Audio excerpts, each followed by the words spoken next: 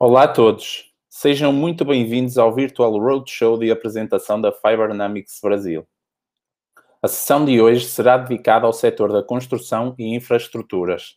E para lhes dar as boas-vindas, temos connosco Aloísio Gomes, Diretor de Relações Empresariais e Comunitárias da Universidade Tecnológica Federal do Paraná. Bem-vindo, Aloísio. Olá, muito bom dia a todas e todos do Brasil e uma boa tarde aos amigos aí de Portugal. Sejam muito bem-vindos a mais um Roadshow Virtual Internacional Fibernamics, uma série de 8 encontros quinzenais até dia 29 de junho, onde nós estamos discutindo a inovação focada no crescimento da indústria brasileira. E hoje, com o tema voltado à construção civil, construção e infraestruturas, né? Essa é mais uma oportunidade de intercâmbio, né, entre as universidades, as empresas, as indústrias, a sociedade, uma forma de interação, uma forma de buscar novas oportunidades, desafios, desenvolver pesquisa, desenvolver inovação e também a questão da internacionalização. Então, é uma honra tê-los conosco nesta manhã, neste dia, né, com oportunidades de discutir mais um tema voltado aí ao desenvolvimento, à inovação tecnológica, e é um prazer para a UTF-PR, né, Universidade Tecnológica Federal do Paraná, ter essa parceria com a Fibernamics, Universidade do Minho, né, trazendo aí sempre temas atuais, temas voltados à inovação. Então, muito obrigado pela presença, que muito nos honra nesta manhã, e eu passo agora a palavra ao Fernando Cunha, que é o diretor executivo da Fibernamics UMIM. Um bom evento a todos. Muito bom dia, muito obrigado ao Aloísio pela introdução e um cumprimento especial ao Aloísio, que tem sido parceiro também ele daqui da nossa caminhada e da nossa interação com o Brasil. Antes de mais, gostaria de desejar uma ótima sessão de trabalho em mais um destes, que é o nosso Roadshow virtual, naquilo que é a disseminação do conhecimento à volta destes materiais fibrosos, desta feita orientado para a construção civil. E, de facto, esta é apenas uma das atividades que estão previstas dentro daquilo que é o Hub Fibernamics Brasil. Hub esse que, como o meu colega, o professor Aloísio, tinha dito anteriormente, é algo que resulta de uma parceria entre a Universidade Tecnológica Federal do Paraná, a UTF-PR, em Apucarana, no Brasil, e também a Fibernamics da Universidade do Minho. E, portanto, o grande objetivo deste Hub é, no fundo, estimular a pesquisa científica e a inovação tecnológica em setores como o têxtil, a arquitetura, a saúde, no estado do Paraná. E, principalmente, transferir aquilo que é o know-how gerado aqui na Universidade do Minho e daí na Universidade do Paraná, no sentido de criar produtos de alto valor acrescentado nas empresas, na sociedade e de uma forma muito geral. Portanto, este Hub Fibernamics Brasil, ele tem um conjunto de ações que estão a ser desenvolvidas ao longo deste ano, e se calhar as mais visíveis é, no fundo, estes Hub Fibernamics virtuais, roadshows, e em que, no fundo, também procuramos ter com isto, fomentar a questão da inovação e também demonstrar que criar inovação em setores tão tradicionais, como é o caso do têxtil, o caso dos materiais fibrosos aplicados em outros setores, é de facto muito importante. E aí também destacamos a questão das atividades e ações bilaterais, a transferência do conhecimento e a criação de produtos inovadores. O tema de hoje é de veras importante, desde logo porque a indústria da construção e infraestruturas, no que diz respeito à sustentabilidade, tem apresentado diversos problemas, principalmente em dois grandes pilares. Um que tem a ver com aquilo que é o risco de escoamento daquilo que são os recursos endógenos de cada localidade, de cada região, de cada país, e depois problemas relacionados com a questão da reciclagem, da reutilização de resíduos. E, de facto, nós, na Fibernamics, temos vindo também a desenvolver um conjunto de atividades e temos um conjunto de projetos que estamos a desenvolver neste sentido. Destaco um que está a ser desenvolvido, que tem o nome de Rebuilding, e podem depois pesquisar mesmo na nossa página no nosso website, em www.fibernamics.com, em que, de facto, estamos a explorar novos modelos de economia circular, utilizando também as ferramentas digitais que estão ao nosso dispor no dia-a-dia, para, no fundo, colocarmos todos os stakeholders associados a esta premissa em contacto, no sentido de olharmos para um resíduo como uma matéria-prima e não como um resíduo em si. Portanto, e desta forma também conseguimos contribuir para isto. E hoje, naturalmente, como tem sido um habitué nos nossos roadshows, teremos também um investigador da nossa equipa a demonstrar, por um lado, as oportunidades e as tendências que vão ser verificadas neste setor, mas também trazer-vos alguns casos de estudo em que nós temos trabalhado neste setor em particular. Portanto, e o Fernando Leite irá trazer-vos estes pontos. Desde logo, há duas grandes questões que se colocam aqui, não é? Portanto, que são quais é que são os novos desenvolvimentos na área da construção e de infraestruturas, e como é que as novas tecnologias podem transformar as construções e edifícios em edifícios inteligentes, em smart cities. Portanto, é algo que também iremos falar no dia de hoje. Portanto, posteriormente, no dia 11 de maio e 25 de maio, teremos mais dois roadshows, um orientado para o desporto e outro para a arquitetura, respectivamente, em que serão abordados também de como é que os materiais fibrosos permitem responder a estes desafios. E em junho teremos mais duas sessões, uma no início de junho, 8 de junho, e outra mais no final, a 29 de junho, desta feita orientada para aquilo que é, por um lado, a sustentabilidade, portanto, e a grande importância que as fibras têm e os materiais fibrosos e compostos têm neste tópico, mas também, desde logo, a questão dos materiais fibrosos de uma forma muito transversal em que podem ser utilizados. Por fim, desejar uma ótima sessão de trabalho. Sintam-se à vontade para colocarem questões, dialogarem, partilharem, contactarem-nos. Estaremos cá para essa partilha. E muito obrigado pela vossa presença.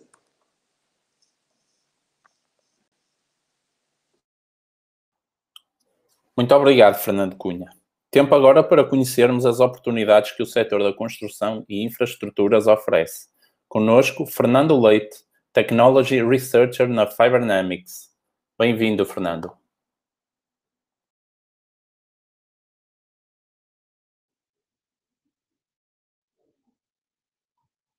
Olá, bom dia a todos. Obrigado. Eu sou o Fernando Leite, vou fazer a nossa apresentação relativa à construção e a infraestruturas.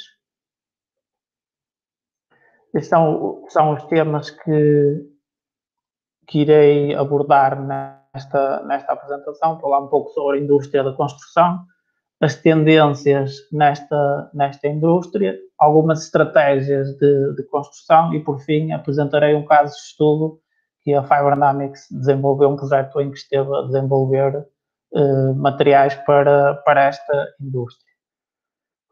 Relativamente à indústria da construção, ela é uma das indústrias mais importantes do planeta, já que é nesta indústria que é construída toda a infraestrutura, quer ao nível de casa, locais de trabalho, espaços, estradas, monumentos que ligam todo o mundo.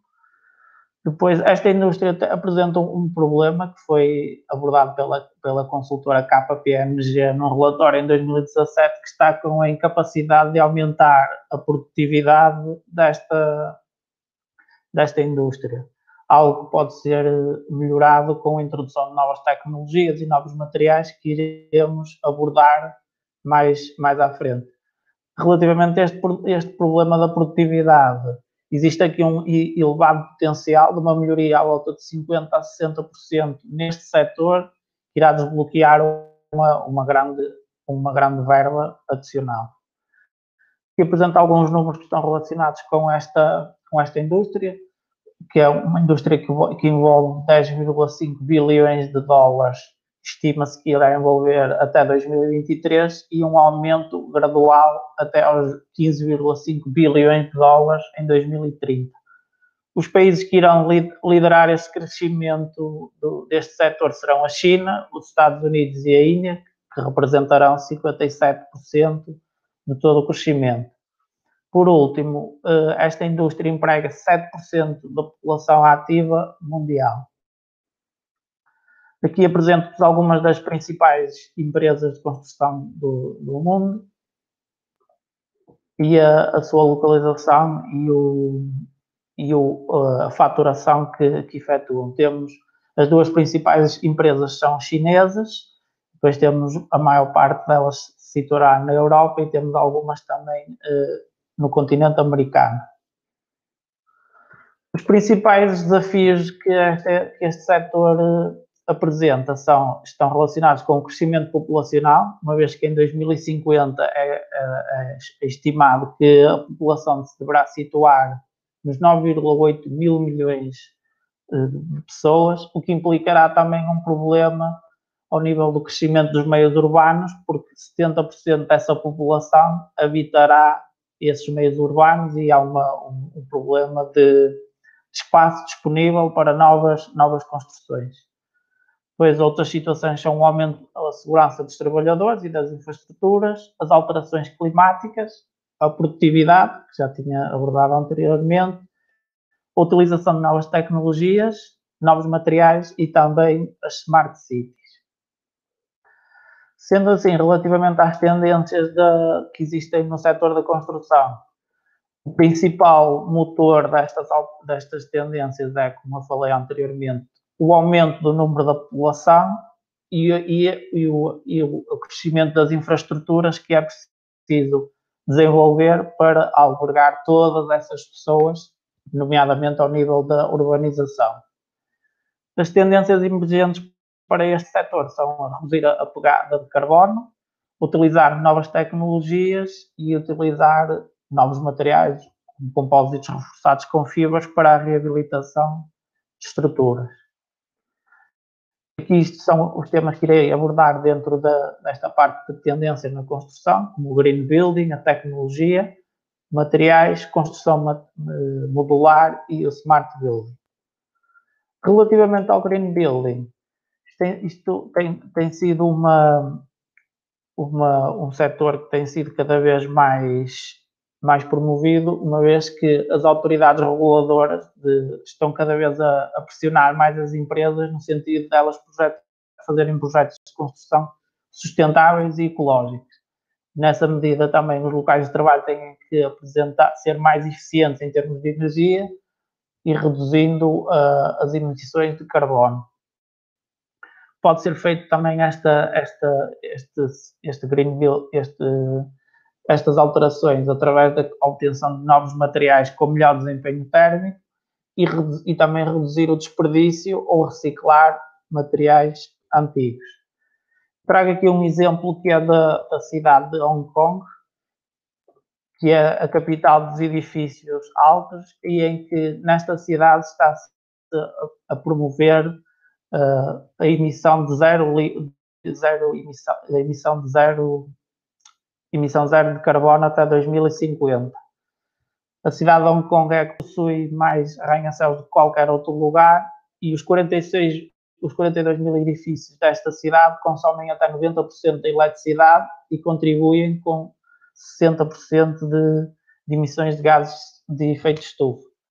Depois foco aqui um edifício que se encontra nessa cidade, que é o ICC, International Commerce Center, que é um edifício com 118 andares, que possui uma rede de sensores wireless que permitem a monitorização do consumo de energia do edifício em tempo real e que pode ajustar esse consumo de energia para ser reduzido ou desligar certas instalações, como luzes, elevadores, escadas rolantes, quando não forem necessárias.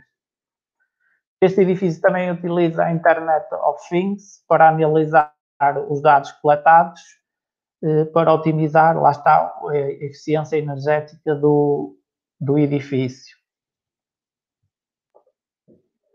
Depois, entre os planos para alcançar as tais zero emissões líquidas de carbono até 2050, está a ser planeado aproveitar o exterior envidraçado do edifício para instalar painéis solares que possam gerar energia solar renovável e também a instalação de turbinas eólicas no telhado para gerar energia eólica. Depois também o ar-condicionado consome 70%, neste edifício consome 70% da sua energia, mas com os sensores instalados é possível monitorizar o gasto e ajustar a temperatura ou os níveis de poluente e energia em função de onde estão a ser mais necessitados.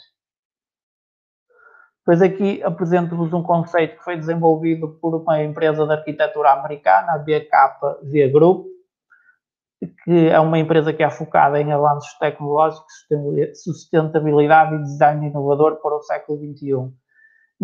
Este conceito é a Vertical Sustainable City, onde é desenhado um conceito de arranha-céus em que é aproveitado o espaço vertical que existe no planeta. E para fazer face ao contexto de restrições que existem ao nível de espaço disponível. Podemos ver aqui que neste edifício ele é constituído por várias áreas, em que na parte inicial do edifício, nos pisos térreos, temos uma parte comercial, que serviria para construir lojas. Depois, numa parte superior, teria uma zona de produção de alimentos. Depois, avançando, seria uma parte de habitação. E por último, nos últimos andares seriam escritórios, onde na torre, no topo do edifício, teríamos turbinas eólicas para gerar energia. Trata-se assim de um edifício mais sustentável, porque teríamos vários componentes, diferentes componentes, todas no mesmo edifício. E depois, agora, relativamente à parte da tecnologia. Pode ser dividida, a utilização de tecnologia neste setor pode ser dividida em quatro pontos, como a produtividade, a segurança e treino, a escassez de mão de obra e a colaboração. Relativamente à produtividade, podem ser utilizados, como vimos anteriormente, é um problema desta indústria, podem ser utilizados softwares e aplicativos móveis que nos permitem coletar e transmitir dados em tempo real entre o local onde está a ser trabalhado e os gestores do projeto. E também a utilização de clouds permitem que os funcionários possam fazer o upload de informação sem ter que haver um registro em papel, o que facilita a sua obtenção. Depois também pode ser utilizada a inteligência artificial e sistemas de aprendizagem de equipamentos para transformar os dados que foram coletados ao longo dos anos para utilizar no sentido de melhorar os projetos que são propostos. Pois, relativamente à segurança e treino, podem ser utilizados meios tecnológicos para facilitar o treino e monitorização dos trabalhadores para prevenir acidentes e reduzir o índice de ferimentos graves e morte dos trabalhadores. Uma das tecnologias que pode ser utilizada é a realidade aumentada ou a realidade virtual. Com a realidade virtual, os trabalhadores podem ficar expostos a ambientes de espaços confinados ou a trabalhar em altura num ambiente seguro e controlado. Por outro lado, a realidade aumentada fornece o treino em equipamentos pesados, usando equipamentos reais em locais reais, com riscos aumentados. Os wearables são outro tipo de tecnologias que podem ser utilizadas nesta indústria para tornar o trabalho mais seguro. Este tipo de tecnologia é incorporado no vestuário e nos equipamentos de proteção individual, como capacetes, luvas, botas dos trabalhadores. Estes wearables vão possuir sensores biométricos e ambientais GPS rastreadores de localização, Wi-Fi, detectores de tensão e outros sensores para monitorizar os movimentos dos trabalhadores de forma a que eles fiquem mais seguros no local de trabalho. Outro tipo de tecnologia que pode ser utilizada para a segurança dos trabalhadores são sensores que irão monitorizar fatores como temperatura, níveis de ruído, partículas de poeira e compostos orgânicos voláteis, de forma a avisar os trabalhadores quando eles estão sujeitos a níveis deste tipo de fatores muito elevados que os possam prejudicar. Pois, agora, relativamente à escassez de mão de obra e onde a tecnologia pode ajudar. A escassez de mão de obra deve-se a um problema de mão de obra qualificada na indústria de construção que advém da crise imobiliária e económica que se iniciou em 2008. Para combater esta falta de mão de obra qualificada, podem ser utilizados drones, que podem conduzir inspeções no local de trabalho, inspeções rápidas e identificar potenciais perigos. E lá está, esses drones podem fazer trabalhos mais perigosos, como inspeções a pontes e edifícios. Podem ser também utilizados robôs, que podem executar tarefas, neste caso simples e repetitivas. No entanto, a utilização desses robôs serão sempre necessários humanos para realizar parte do trabalho, de forma a configurar e a iniciar os robôs. São utilizados também equipamentos pesados autónomos para realizar a escavação, nivelamento e trabalho no local. E por último, relativamente ao setor ao ponto da colaboração.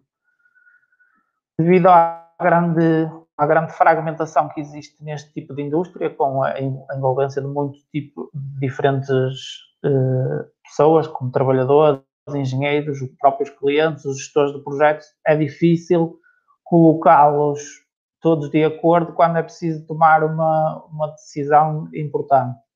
Neste caso, pode ser utilizado um software que é o BIM, o Building Information Modeling, que é um processo que incorpora representações digitais de edifícios em modelos 3D. As alterações nestes modelos ocorrem em tempo real, o que facilita possíveis alterações ou atualizações no modelo. Depois temos a impressão 3D, que já é utilizada na indústria da construção, ainda não é utilizada em grande escala. No entanto, já tivemos alguns edifícios, como casas inteiras, a serem construídas com este tipo de tecnologia. Depois o blockchain, que é uma forma de registrar informações que tenham amplas aplicações para a gestão de projetos de construção. E por último, os exoesqueletos, que são fatos ou máquinas vestíveis com articulações motorizadas que fornecem suporte e força extra durante determinados movimentos repetitivos que os trabalhadores estão sujeitos, como dobrar as pernas, levantar pesos ou agarrar componentes. Relativamente aos materiais, às tendências na área da construção, vou apresentar um conjunto de materiais inovadores que são utilizados. Em primeiro lugar, o betão autorreparável, que neste caso a ciência que está por trás deste avanço tecnológico é observável quando, com o tempo, se vão gerando fissuras no betão e a água se vai infiltrando. Este tipo de betão apresenta umas bactérias no seu interior que, quando entram em contacto com a água, vão libertar um mineral, que é a calcite, que se irá depositar nas fendas e que as irá reparar. Depois temos o alumínio transparente, que é um material à prova de bala, quase tão forte como o aço, que tem a aparência de um vidro. É um material transparente que está a surgir na indústria da construção e adiciona um toque futurista aos edifícios. Depois temos o isolamento de aerogel, no qual o aerogel é um semi-transparente e é produzido removendo o líquido de um gel. Esse aerogel apresenta uma densidade muito baixa e pode ser utilizado para criar folhas de tecido. Este material é utilizado na indústria da construção para promover o isolamento térmico dos edifícios. Na imagem à direita podemos ver o material que foi introduzido em tijolos. Depois temos o bambu, que é uma forma de construção sustentável e que apresenta um bónus adicional face às suas propriedades mecânicas, que é a elevada resistência a terremotos que apresenta devido à sua alta flexibilidade. Relativamente aos tijolos inteligentes, são uns tijolos do estilo das peças Lego, que foram desenvolvidos com botão de alta resistência e que, apresentando esta forma modular, facilita a sua utilização. Também apresentam um controle de energia térmica substancial e, ao serem produzidos este tipo de tijolos, eles já possuem a capacidade de instalação de materiais para isolamento do sistema elétrico e também de canalização. Depois temos os materiais compósitos. Os materiais compósitos são constituídos por 2 ou mais tipos de materiais quimicamente distintos, numa escala macro, e que apresentam propriedades distintas. Os materiais compósitos podem ser divididos em 2 tipos de materiais, em função da matriz que é utilizada, que pode ser polimérica, metálica ou cerâmica, ou então da forma de reforço que é utilizada. Pode ser em partículas, flocos, fibras ou laminados. Neste caso, a fibra irá fornecer as suas propriedades mecânicas de reforço da matriz e a matriz irá criar um invólucro à volta do reforço que irá proteger a integralidade do reforço. Depois, outra tendência nos materiais de construção são as células solares invisíveis, que são materiais similares aos painéis solares. No entanto, a diferença destes materiais é que têm um aspecto de um vidro, uma vez que eles só capturam energia nas luzes e só capturam luz nas extremidades invisíveis do espectro. Por último, temos o betão gerador de luz, que isto é um tipo de material no qual são incorporados materiais fosforescentes quando é feita a mistura do betão. E o que acontece é que quando este material está exposto à luz solar, aos raios de sol durante o dia, ele vai absorvendo a energia dos raios de sol e à noite irá libertá-la e como podemos ver, é um tipo de material que pode ser bastante utilizado para poupar energia. Depois, relativamente à construção modular, é cada vez um método de construção mais utilizado, no qual envolve a produção de componentes padronizados de uma estrutura até onde é feita essa construção num sítio fora do onde ele irá ser utilizado, numa fábrica fora do local de trabalho, do local da obra, e depois esses materiais são transportados para a obra e onde são montados. E por último, nas tendências de construção temos os Smart Buildings. O mercado de Smart Building é um mercado cada vez mais emergente, que representa neste momento 66,3 mil milhões de dólares e que se estima que representará em 2025 108 9 mil milhões de dólares. Os principais drives para a construção de smart buildings são a crescente adoção de sistemas de gestão dos edifícios, o crescente consciencialização dos problemas de espaço disponível para a construção de novos edifícios e o aumento dos padrões e regulamentações da indústria relativamente à eficiência dos sistemas energéticos.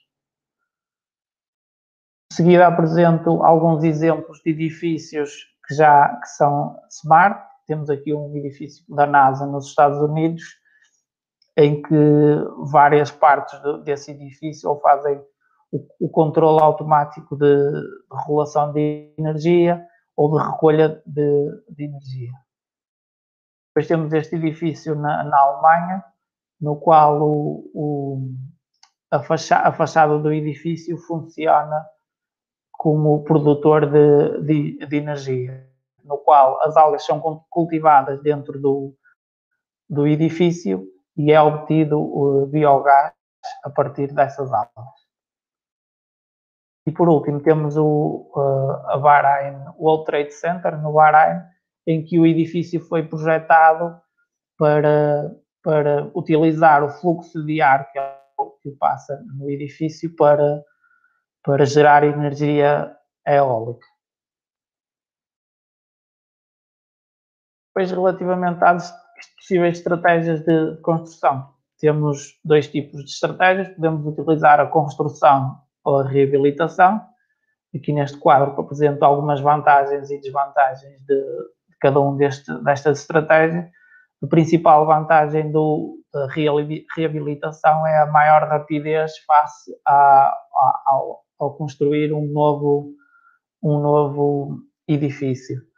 No entanto, ao reabilitarmos, existem alguns problemas, como a limitação da estrutura que já existe, ou a própria localização pode ser já uma limitação, a utilização de materiais utilizados na construção inicial deste tipo de edifícios que podem ser perigosos, e o historial de construção e integridade da estrutura.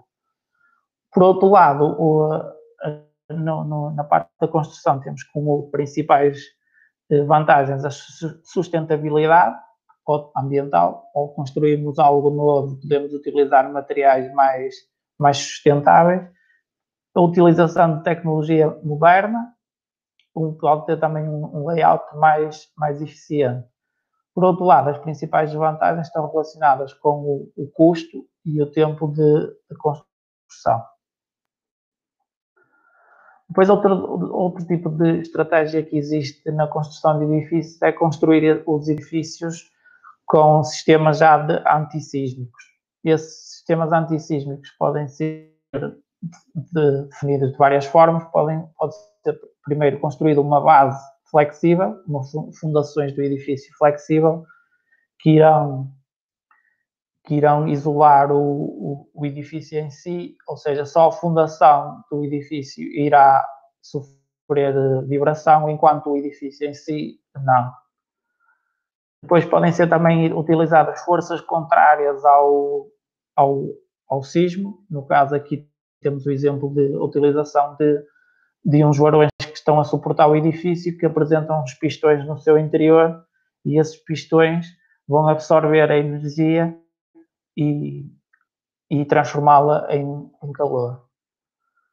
Outro destes métodos que pode ser utilizado também é a utilização de um movimento contrário ao do sismo. No caso aqui é utilizado um sistema hidráulico que irá fazer o edifício dissipar a energia. Também podem ser efetuados outro tipo de proteção, na qual pode ser construído vários anéis à volta do edifício, com materiais que possam dissipar as ondas sísmicas para não afetarem o edifício.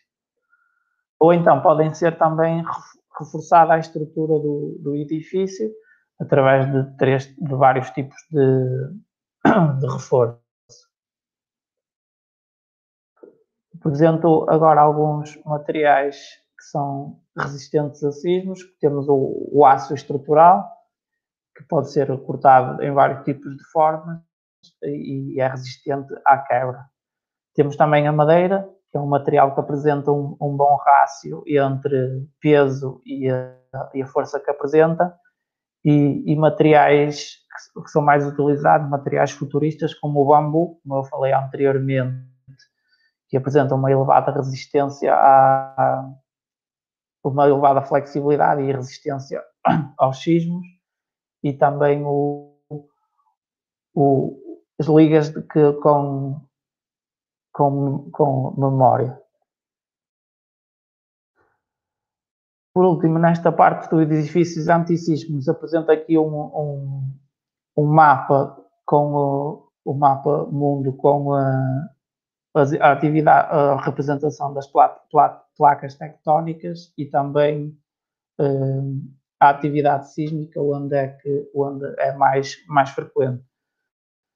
Podemos ver que à esquerda temos a parte da Ásia, a Ásia e a Europa, onde é uma zona onde ocorrem muitos sismos, como no Japão, e que é um dos principais países a produzir, a construir edifícios que já são adequados para a proteção contra antissismo, contra sismos. Depois apresento aqui alguns exemplos de edifícios que já apresentam um sistema antissísmico, como um aeroporto internacional na Turquia, um edifício em Taiwan, também um estádio nas Filipinas, a Torre Khalifa, bastante conhecida no Dubai, e um edifício nos Estados Unidos. Agora, relativamente ao caso de estudo que vou apresentar, isto foi um projeto que nós desenvolvemos na Fibernamics, o Easy Structural Fiber, que foi desenvolvido em conjunto com o Grupo Isidoro, que é um grupo de construção civil português. O objetivo deste projeto era o desenvolvimento de painéis fibrosos para aplicações estruturais. Neste caso, o que foi efetuado foi um desenvolvimento de lajes compósitas com fibras sintéticas. No caso, o que utilizámos foi materiais poliméricos, fibras sintéticas, espumas de poliuretano e betão para produzir essas lajes.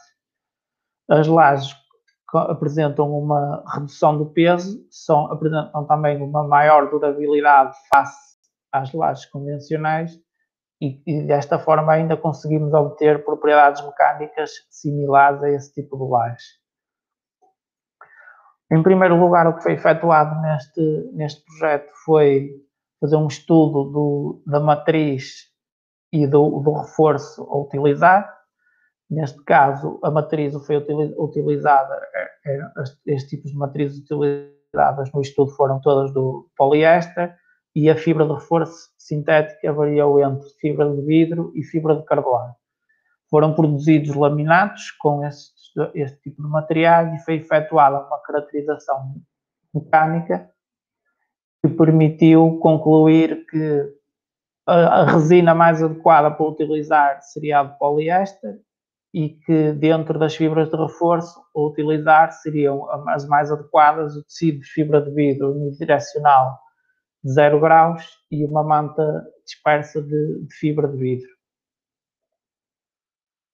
Em seguida, obtendo estes dados do projeto, foi efetuada uma modelação numérica utilizando um software de modelação, o ANSI, onde foi utilizada a modelação numérica para definir o número de camadas de fibra e a disposição das mesmas, o número de blocos de poliuretano que seriam utilizadas na produção das lajes, a proporção entre fibra e matriz e também a espessura da camada de betão.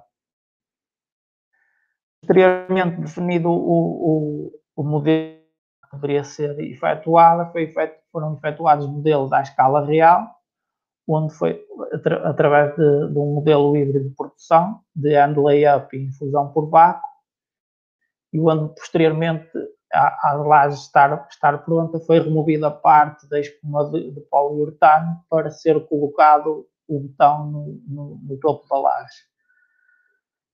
Aqui podemos ver à direita como ficaram as lajes após a sua produção e neste caso o que foi efetuado após a preparação da laje foi efetuar ensaios de flexão a 3 pontos, onde a laje estava apoiada nas extremidades. Depois tínhamos critérios de aceitação para a laje poder ser utilizada no setor da indústria. E aqui temos os resultados desses ensaios de flexão. A conclusão a que foi chegada foi que, com a aplicação de um adesivo nas lajes, foi possível ultrapassar a força necessária que a laje deveria apresentar, que é o valor ideal que se encontra no gráfico, que é 14,4 kN. E com este tipo de laje que a Fiber Dynamics desenvolveu, uma laje compósita, foi possível diminuir a quantidade de massa por unidade diária desta laje em 230%, relativamente a uma solução convencional de laje aligeirada, onde é utilizado apenas betão.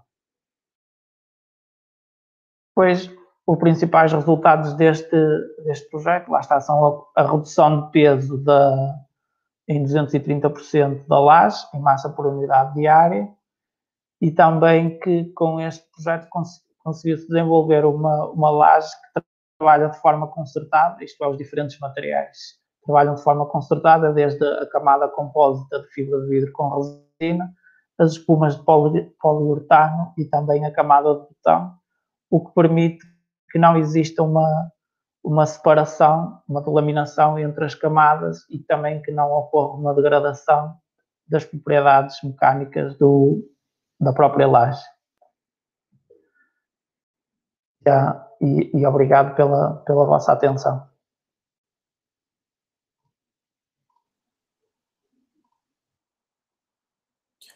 Muito obrigado, Fernando. São excelentes exemplos de como inovar neste setor. Tempo agora para algumas questões. Informamos que o chat já se encontra aberto.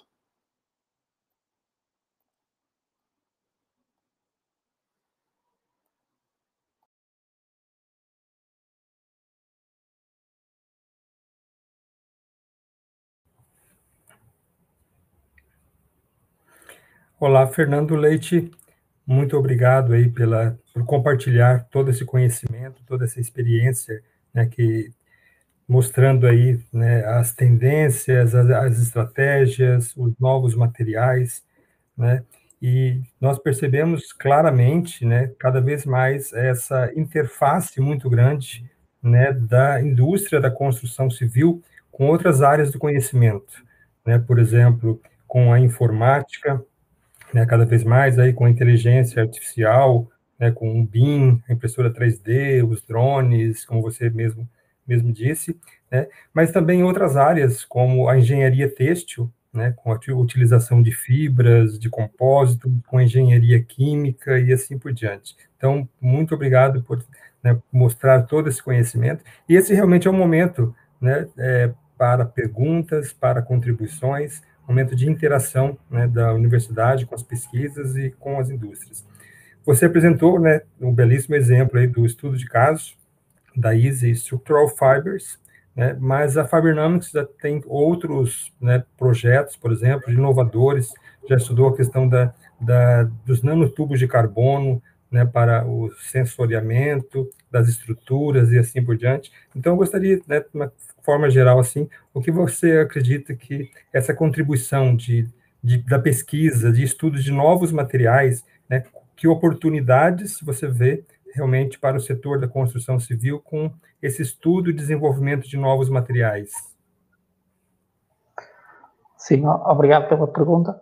Sim, temos essa questão de já foram utilizados também nanomateriais para a parte de sensorização de materiais de construção, Temos também a parte de construção de próprios varões para utilização na construção com materiais alternativos aos existentes, varões que apresentam uma durabilidade muito superior aos utilizados normalmente na indústria de construção. Por isso temos sempre uma grande quantidade de materiais que poderão ser utilizados, e novos materiais e tecnologias para melhorar os materiais que são os produtos na construção.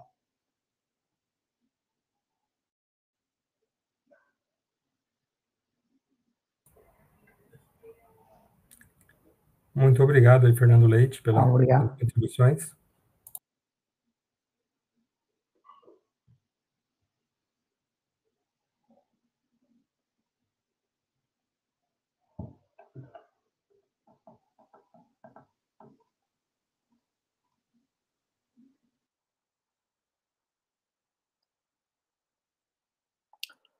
Agradecemos a todos pela vossa participação e relembramos que a próxima sessão é já dia 11 de maio sobre inovação no setor do desporto. Até lá. Muito obrigado.